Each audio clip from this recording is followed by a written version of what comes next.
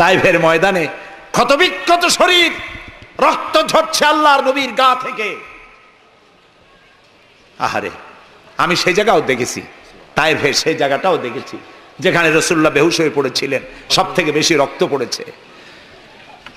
রাসূলুল্লাহ যখন হুশ আসতেন, বেহুশ হয়ে গেছিলেন, ফেরেশতারা দাঁড়ায় কাঁদতেছে আর বলছে, ইয়া রাসূলুল্লাহ, আপনার এই করুণ অবস্থা দেখে আকাশের ফেরেশতারা কাঁদতেছে, আমি সহ্য করতে পারছি না। জিবরাইল বলছেন, আমি হুকুম চাই, আপনি আমাকে হুকুম দেন, দুটা পাহাড় মিলায় দিয়া সব কাফের পিছে শেষ করে দিই।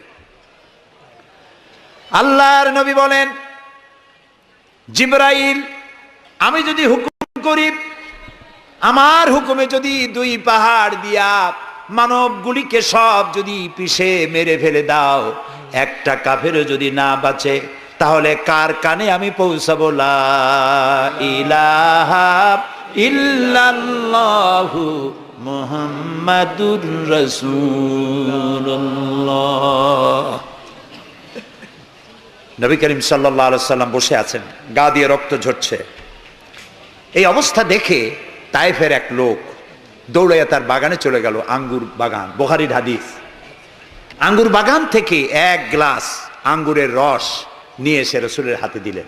3 দিনের না খাওয়া রসুল, 3 দিন ক্ষুধার্ত, তৃষ্ণার্ত, ক্ষতবিক্ষত, জর্জরিত, নিষ্পেষিত, নির্যাতিত।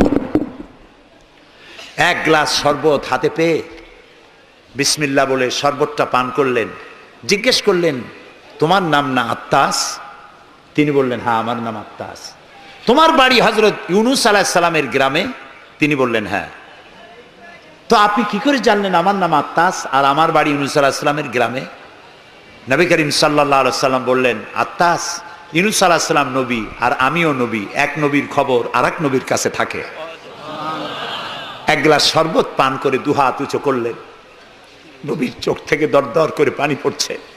তিনি বলছেন, রব্বুল আলামিন, এই তায়েফবাসী ওরা বোঝে নাই যে আমি তোমার নবী, ওরা বুঝতে পারে নাই যে আমি তোমার রসুল, ওরা না বুঝে আমাকে ক্ষতবিক্ষত করেছে। আল্লাহ, তুমি এজন্য তায়েফবাসীদের উপরে গজব দিও না, তুমি শান্তি দাও, হেদায়েত দাও।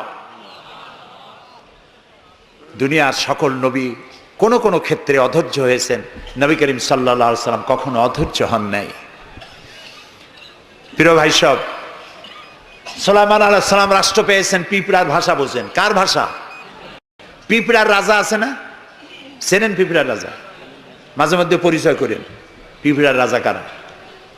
মাথাটা মোটা, পিঁপড়ার রাজা আমরাও বলি। পিঁপড়ার রাজাকে হাতে নিয়েছেন, ডান হাতে।